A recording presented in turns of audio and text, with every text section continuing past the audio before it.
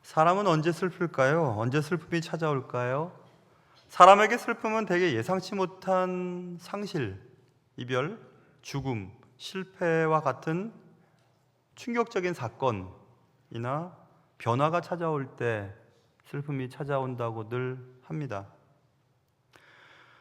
어린 아들을 교통사고로 잃은 어머님의 이야기를 읽었습니다. 몇 달 동안은 아무렇지도 않은 것처럼 지냈답니다.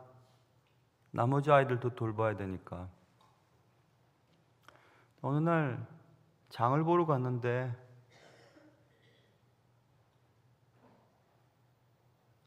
그 아이가 좋아했던 과자가 딱 보였대요. 그래서 그 과자를 붙잡고 그 자리에서 한없이 울었다는 글을 읽어봤어요. 그 어머님은 이제 괜찮겠지 하고 지냈던 것 같습니다. 몇 달을. 그런데 그게 그렇게 쉽게 사라지지 않았던 것 같습니다. 아주 깊은 슬픔, 진정한 슬픔은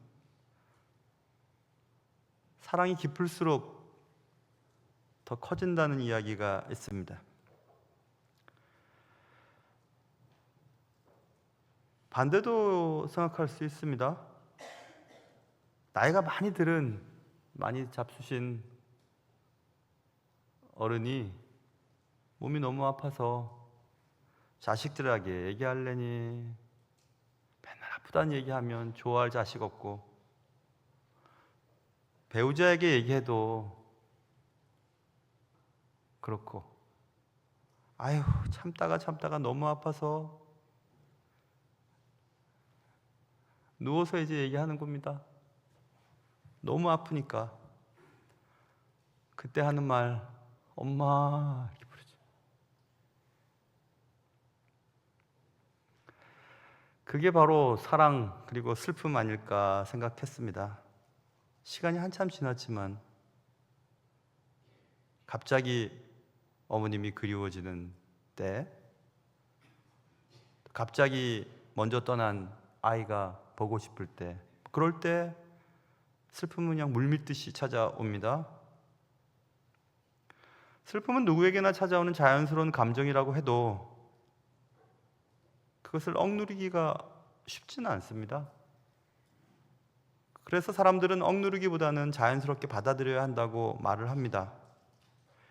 인간으로 오셨던 예수님께서도 몇 번 슬펐다는 이야기가 본문에 기록되어 있는데, 오늘 본문도 예수님이 많이 슬퍼하셨다는 이야기가 기록되어 있습니다.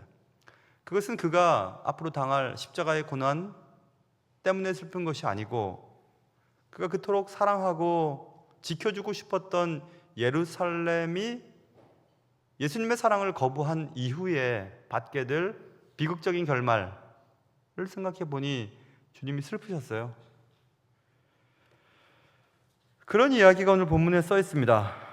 예수님께서는 그런 예루살렘을 보시고 슬퍼하십니다. 애도하셨습니다.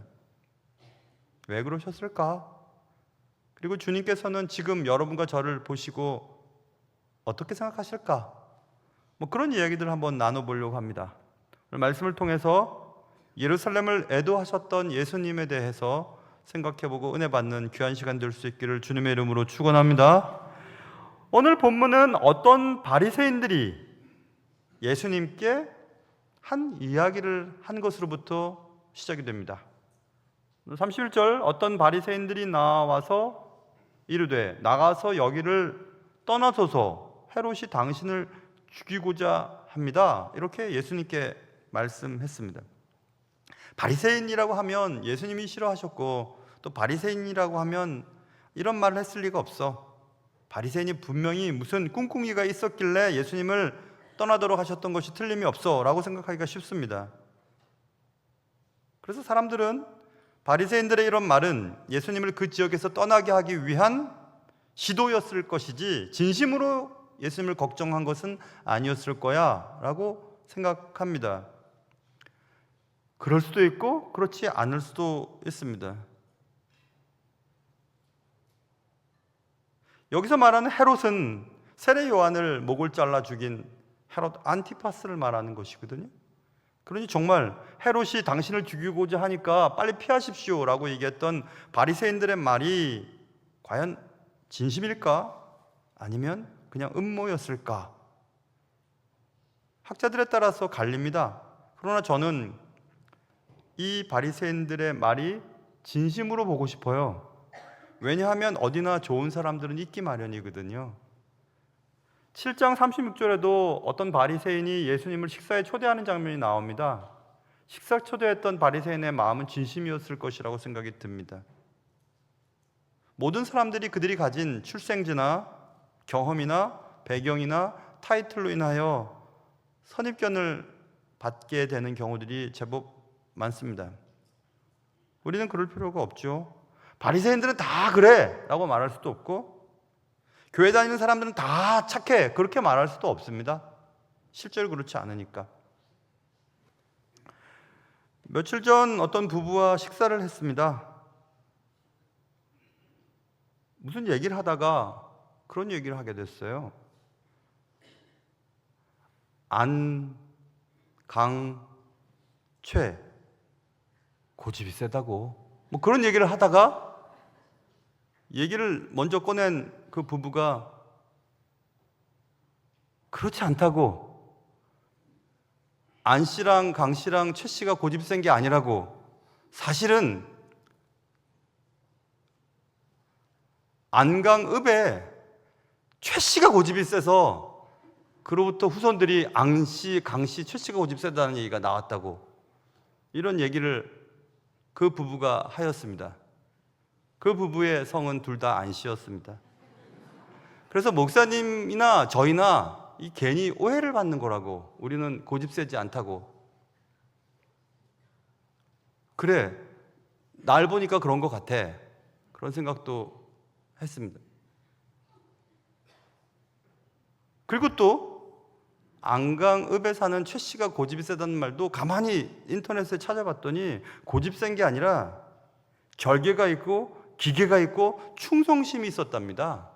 그런데 주위 사람들이 자신들은 그렇게 하지 못하니까 어휴 고집이 세 최 씨들은, 이렇게 얘기를 했다는군요. 여기 계신 최 씨들은 이 말을 듣고 좀 안심을 하셔도 될 것 같아요. 그리고 안 씨들도 괜찮습니다. 강 씨는 뭐 말할 것도 없고, 저희는 아예 태어날 때부터 고집이라는 거 가지고 태어나지도 않았습니다. 그게 바로 선입견이죠, 여러분. 안 씨, 강 씨, 최 씨가 왜 고집이 셉니까? 안강읍에 사는 최 씨가 고집이 셌는지 모르겠지만 그것도 고집이 아니라 기계가 있고 충성심이 있고. 그래서 저는 바리새인들 다 나쁘게 보진 않아요. 그래서 이 바리새인이 헤롯이 당신을 죽이고자 하니 여기서 떠나십시오 라고 얘기했던 어떤 바리새인이 분명히 예수님을 좋아했던 바리새인이 있었겠지, 이렇게 얘기하고 싶습니다. 뭐 그게 그렇게 중요한 것은 아니지만 이 본문을 통해서 우리는 선입견이 얼마나 사람들을 일방적으로 평가 내릴 수 있는가에 대한 얘기를 해보았습니다. 사랑하는 성도 여러분, 우리도 출생이나 배경이나 또 뭐 외모나 또 어느 지방 사람이다 뭐 이렇게 생각하면서 전부 다 묶어서 저 사람은 저렇다 이렇게 말하지 않았으면 좋겠어요. 그리고 또 예수님은 그 말씀을 들으시고 아 그래? 헤롯이 날 죽이려고 해? 그럼 고마워 이렇게 말할 법도 한데, 주님은 32절에 이르시되 너희는 가서 저 여우에게 이르되 오늘과 내일은 내가 귀신을 쫓아내며 병을 고치다가 제3일에는 완전하여지리라 라고 말해라, 이렇게 말하면서 그 서슬퍼런 헤롯을 여우라고 얘기를 하라고 얘기합니다. 저 여우에 가서 얘기해. 나는 해야 할 일이 있어. 나는 예루살렘에 가야 해. 예루살렘 밖에서 선지자가 죽는 법이 없어 라고 말하면서 예수님은 자신에게 맡겨진 운명이 철저하게 하나님의 주권 가운데 이루어질 것이라고 믿었습니다. 예수님은 헤롯을 저 여우라고 말했죠. 또 재미있는 것은 여우가 헬라 성경에 보면 여성형으로 써 있어요. 그러니까 암여우라는 뜻입니다. 암여우. 제가 생각했습니다. 맞아. 여우는 여자가 여우지 남자는 여우가 될 수가 없어, 이런 생각했어요. 그래서 또 찾아봤습니다. 암여우가 왜 더 못됐나? 암여우는 몸은 작은데 남편 여우들, 수컷 여우들 가지고 논답니다. 아주 교활하답니다. 몸은 작은데. 그래서 여성형으로 썼나 보다. 여러분, 여기 계신 암컷 여자 성도 여러분, 죄송해요. 근데 이 여우들은 암컷이 그렇대요.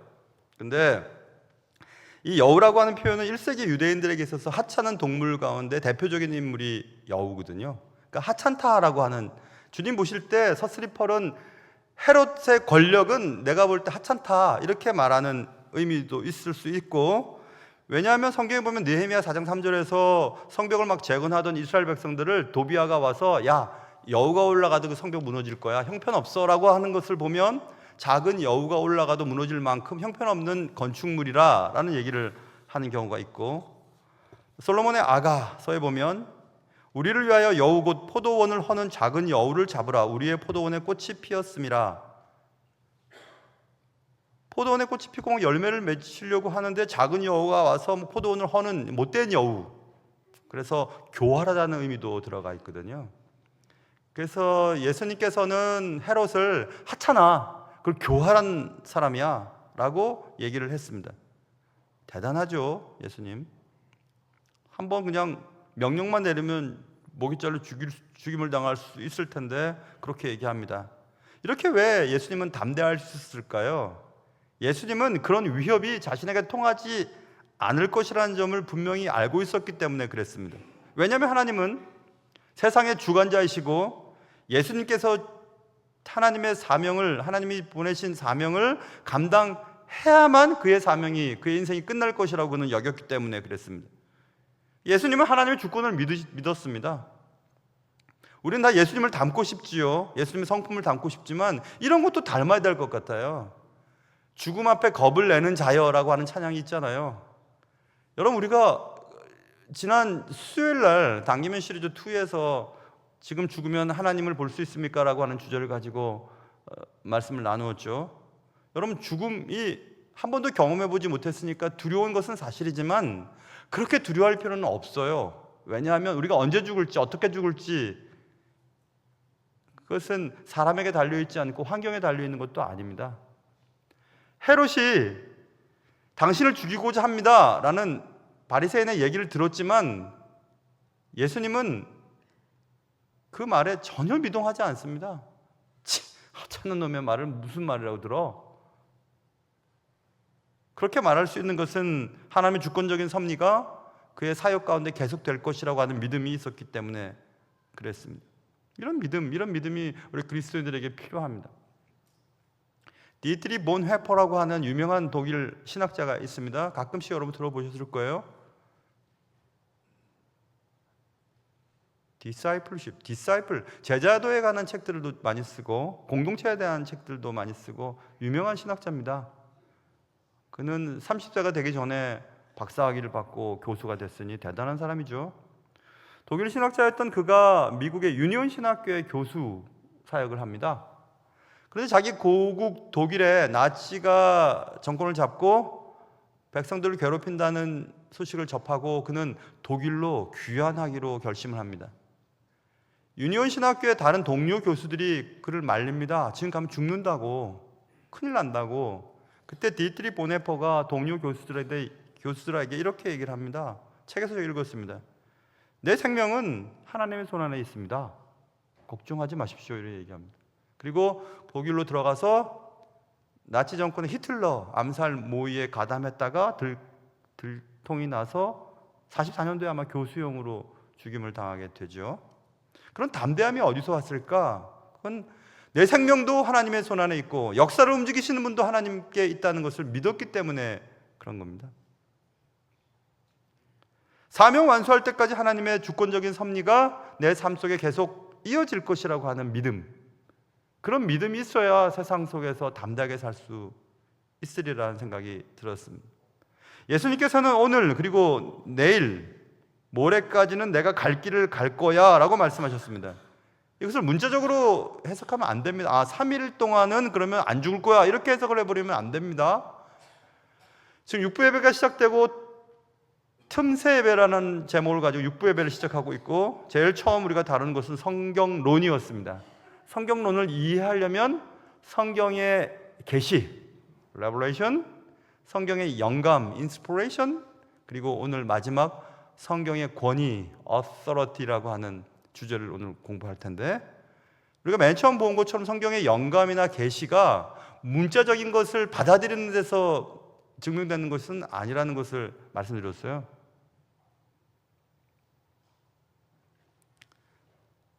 그 3일이라고 하는 것은 3일을 말하는 것이 아닙니다. 오늘과 내일과 모레는 내가 갈 길을 가야 하리니, 이 말은 정해진 때를 말하는 겁니다. 한정적인 시간, 약속된 때까지 나는 내 갈 길을 가야만 해, 이렇게 말씀하신 겁니다.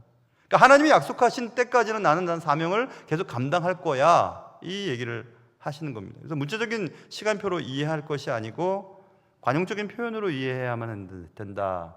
며칠 전 새벽 예배 때 어떤 하나님의 시간, 그의 시간에 대한 얘기를 하면서 제가, 우리는 우리의 시간대로 하나님의 능력을 막 끌어당기려고 하는 기도를 할 때가 많다. 그러나 우리의 시간표가 아니라 하나님의 시간표, 그래서 디바인 타임테이블을 얘기를 했던 적이 있었어요. 그러니까 신적인 시간표, 하나님의 시간 계획표에 따라 우리의 삶이 움직여간다는 것을 믿어야 우리가 기도하고 또 하나님의 뜻이 우리의 삶 속에 이루어지는 것을 받아들일 수 있거든요. 하나님의 시간표, 디바인 타임 테이블을 확실히 믿는다면 우리는 또 염려를 안 할 수가 있습니다. 그 얘기를 하는 겁니다. 물론 이 3일이라고 하는 것에 부활의 모티프가 들어있는 것도 사실입니다. 어느 정도 암시되어 있는 것도 사실입니다. 그러나 오늘 주님께서는 오늘과 내일과 모레는 내가 갈 길을 가야 하리니, I must라는 말로 썼거든요. 그러니까 틀림없이 그렇게 해야 된다는 얘기예요. 그럴 수 있다는 것입니다. 내가 죽어야 할 곳은 이곳이 아니고 예루살렘 밖에서는 죽는 법이 없다라고 말씀하시는 것을 보며, 나는 죽어야 할 곳이, 내가 죽어야 할 곳은 예루살렘이야. 그러니까 헤롯이 날 죽이려고 해도 난 죽지 않아 라고 하는 얘기를 분명히 계속 하는 것입니다. 가야만 해. 난 예루살렘까지 가야만 해. 그러니까 나는 예루살렘에서 죽음을 맞이할 것이라는 주님의 말씀이에요. 결국 예수님의 말씀은 아무것도, 그 누구도, 어떤 사람도 헤롯을 포함하여 예수님의 생명을 앗아갈 수 없다는 말씀입니다. 그러니까 하나님의 뜻은 결국 이루어질 것이라고 하는 믿음입니다.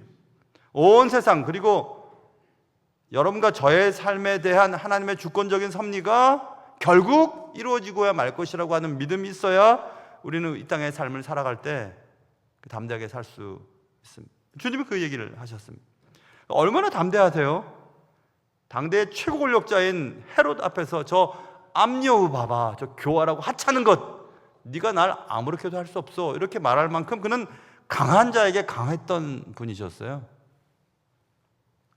세상에서 우리가 잘 동의하지 못하는 사람들은 강한 자에게 약하고 약한 자에게 강한 자들입니다.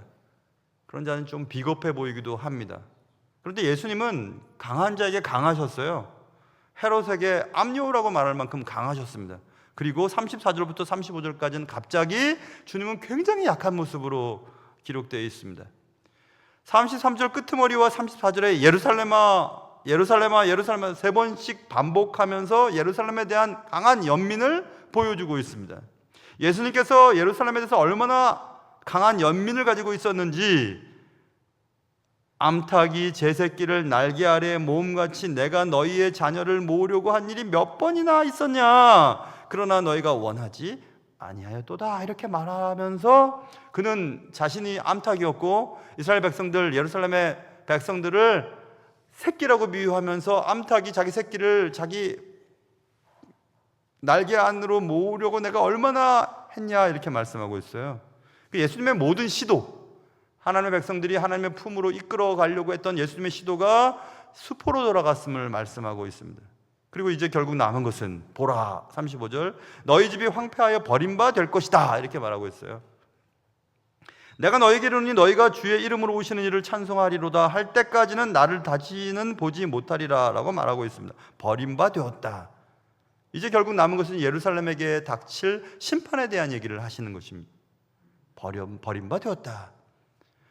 주후 68년부터 70년까지 로마 군대를 통하여 예루살렘 성벽과 성전이 다 파괴되어 버립니다. 그것을 예언하는 말씀입니다. 그리고 다시 내가 올 때까지는 나를 보지 못할 거다. 주의 이름으로 오시는 이를 찬송하리로다 할 때까지는, 이것은 예수 그리스도의 재림에 대한 부분이거든요. 그러니까 재림 때까지는 다시 나를 못 보게 될 거야. 그러니까 지금이 마지막 기회야, 이 얘기를 하는 겁니다, 주님이. 그런데 그 기회마저 놓치고 있는 예루살렘을 보니 마음이 아픈 거예요. 슬퍼하고 있습니다. 어떤 의사 선생님이 아들이 있었대요. 그것도 책에서 봤습니다. 근데 아들이 술을 너무 많이 먹어요. 근데 의사인 아버지로 볼 때 이렇게 술을 먹다가 큰일 날 것 같으니까 계속 술을 먹지 말라고 얘기를 했답니다. 끊으라고 수없이 경고를 했답니다. 근데 그 말을 듣지 않았대요. 그 아들은 간경화로 결국 쓰러져 버립니다. 쓰러진 아들, 죽어가는 아들을 바라보면서 아버지가 눈물을 흘리기 시작해요. 그리고 아들에게 얘기합니다. 손을 잡고. 내가 너에게 술 먹지 말라고 그렇게 얘기하고 화도 내고 막 그랬던 것은 술 먹은 것 때문에 벌하려고 그런 게 아니었어. 네가 건강하게 오래 살았으면 하는 아빠의 마음이었어. 그러면서 계속 울었답니다. 사랑을 표현하고 사랑을 전했지만 그 사랑의 대상이 사랑하는 자의 마음을 이해하지 못하고 계속 거절할 때, 그때 슬펐던 이야기였습니다. 예수님의 눈물은 그런 겁니다. 거절당한 긍휼의 눈물이라고 어떤 학자가 표현했습니다. 그래서 그런지 제일 사랑하는 사람이 제일 마음이 아픈 것 같습니다. 사랑한 자가 더 아픕니다. 목회를 하다 보면 여러분 생각해 보십시오. 여러분이 어떻게 생각하시든지 저는 영적으로 여러분을 다 자녀들처럼 보여요. 그리고 어쨌든 잘 됐으면 하고 늘 걱정하고 염려 안 하겠습니까? 아무리 사랑하고 아무리 그를 위해 기도하고 아무리 그의 편에서 일을 해결하려고 애를 쓸 때 그가 오해하고 그가 거절하고 오히려 화를 내고 그러면 제가 가장 그러면 안 되는데 그렇게 하는 복수가 하나 있어요. 그 복수 뭔지 아세요? 하나님 앞에 기도합니다. 어떻게 기도하느냐면요, 하나님, 저는요 이제 저분을 위해서는 기도하고 싶지 않아요. 이렇게 저분을 위해서 기도하고 싶지 않아요. 그게 제가 할 수 있는 가장 심한 복수이면 복수일지도 모르겠어요. 왜냐하면 자꾸 아프니까, 자꾸 사랑하면 더 상처받으니까. 그러니 적당하게 그냥 하겠습니다. 더 이상 그가 잘 되도록, 그의 삶이 나아지도록 그렇게 기도하고 싶지 않아요. 그렇게 기도할 때가 있습니다. 되게 나쁜 목사입니다. 왜 그렇게 할까요, 여러분? 더 이상 아프지 않기 위해서 그런 거 아니겠어요? 마음이 아프지 않기 위해서. 예수님의 눈물은 그런 겁니다. 그토록 내가 새끼를 품 안으로 모으려고 애를 썼지만 다 거절했어. 그러자 주님은 슬프신 겁니다.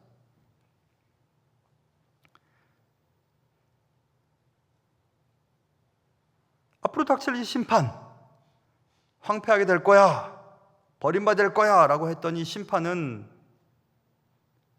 하나님의 사랑을 거절했기 때문에 내리는 단순한 징벌 차원의 결과가 아니었다는 것을 기억하셔야 돼요. 주님은 은혜를 계속해서 베풀 때 은혜를 거절한 결과를 스스로 맞이하는 겁니다. 우리는 하나님으로부터 오는 징벌보다는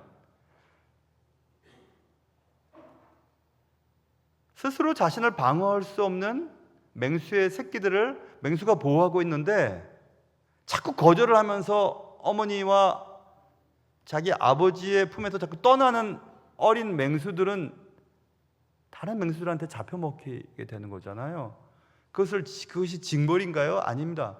거절한 은혜에 대한 결과를 스스로 맞이하는 것입니다. 그 얘기를 하고 있습니다. 예수님께서는 오늘 본문에서 31절부터 33절까지 강한 자에게 강하게, 그리고 34절부터 35절까지 약한 자에게 한없이 약한 모습으로 그 자신을 표현하고 있습니다. 전반부에서는 자신의 운명에 대한 확고한 결단을 표시했고, 후반부에서는 예루살렘에 대한 깊은 애통을 드러내셨습니다.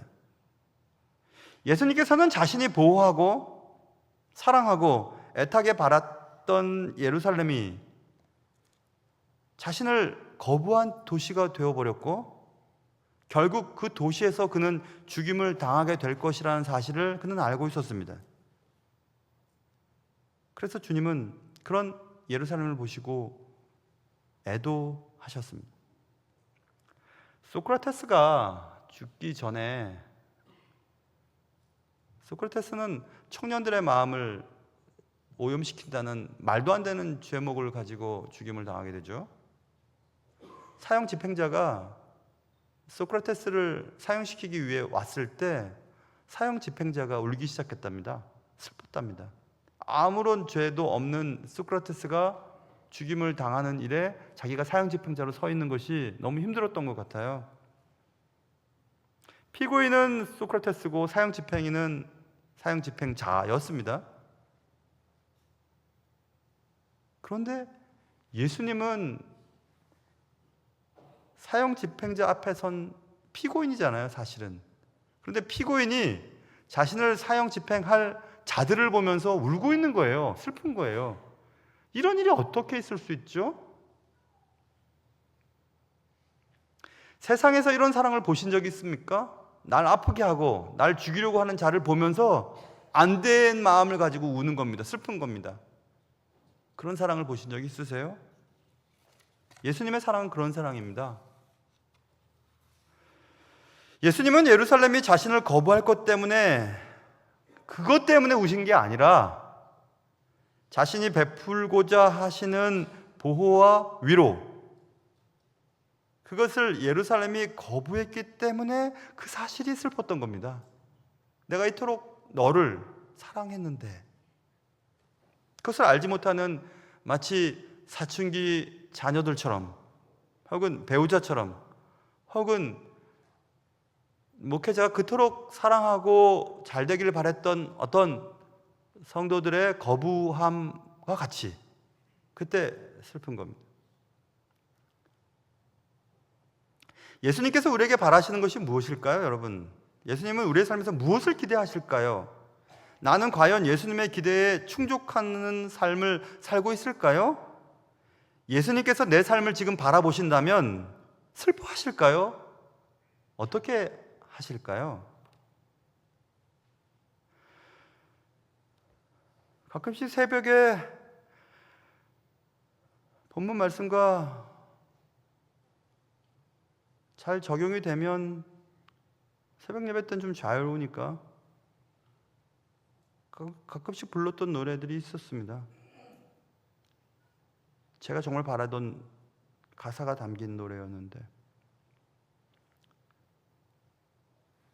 너의 하나님 여호와가 너의 가운데 계시니 그는 구원을 베푸실 전능자시라.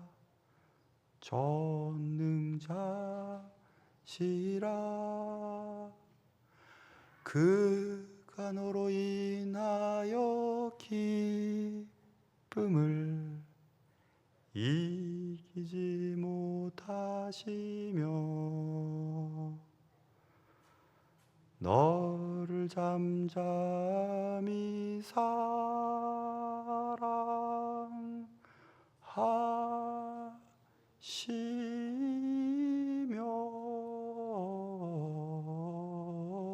즐거이 부르며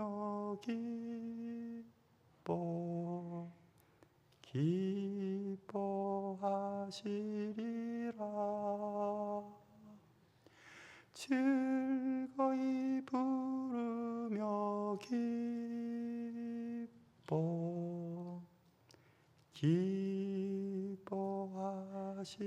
기뻐하시리라. 가끔씩 새벽에 이 찬양을 계속 불러요. 하나님, 내 삶이 하나님의 기쁨을 견디지 못할 만큼 하나님의 뜻에 맞는 삶을 살고 싶습니다. 하나님 나를 보시고, 야, 널 보니까 내가 너무 기쁘다, 그랬으면 좀 좋겠습니다. 그런데 실제로 하나님 내 삶을 보시고, 난 너 때문에 너무 슬프다, 내가 그토록 바라는 삶을 살지 못하니까 슬프다, 그러시지는 않을까 하고 가끔씩 겁이 날 때도 있어요. 사랑하는 성도 여러분, 여러분은 주님이 여러분을 보실 때 어떻게 보실까요? 너무 슬프다, 너 사는 거 보니까. 아니, 너 사는 거 보니까 내가 기쁨을 이길 수가 없다, 너무 좋아서. 그토록 바라던 일들이 이루어졌을 때, 그토록 기다렸던 아이를 품에 안았을 때 나 견딜 수가 없어, 기뻐서. 그러실까? 그런 생각을 한번 본문을 통해서 해봤습니다. 그리고 또 설교문을 작성하다가 이런 또 생각도 해봤어요. 본문에는 두 마리의 동물이 나오는데 하나는 여우고 하나는 암탉이었습니다. 여우도 암여우라고 말씀드렸어요. 여우와 닭이 싸우면 누가 이길까요? 당연히 닭이 잡혀 먹습니다. 그러나 막 여우한테 대드는 닭이 있었어요. 그 닭은 자기 새끼를 보호하기 위해서이기도 했지만 그 닭 뒤에는 주인이 있었거든요. 여우가 꼼짝도 할 수 없었습니다. 헤롯은 여우였고 암탉은 예수님인데, 물어뜯는 여우 앞에서 자기 새끼를 보호하기 위해 감싸고 애쓰는 암탉이 똥똥거리고 있습니다. 하나님 때문이었구나, 이런 생각하게 되었습니다. 그러면서 또 한번 이런 질문을 던져봤어요. 난 어차피 세상에 살면서 여우 같은 사람 되지 말아야지, 암탉 같은 사람이 되어야지, 어쨌든 사람들을 가슴에 품고 그렇게 해야지, 이런 생각을 해볼 수 있었습니다. 사랑하는 성도 여러분, 어차피 우리는 살아갑니다. 그리고 또 삶의 끝도 있을 겁니다. 예수님께서는 강한 자에게 강하게, 약한 자들을 향해 약하게 하셨습니다. 그리고 그는 사랑하고 보호하고 애타게 바랬던 그 대상이 그것을 거절하자 슬퍼하셨습니다. 그게 인생인 것 같아요. 부모가 자식들을 향한 사랑, 그리고 사랑하는 자가 또 사랑하는 대상을 향하여 끊임없이 사랑하는 것, 또 부끄럽지만 목사가 성도들을 사랑하는 것도 마찬가지인 것 같아요. 사랑하는 성도 여러분, 주님께서 여러분에게 기대하시는 것이 있으세요. 그것은 최후 심판날,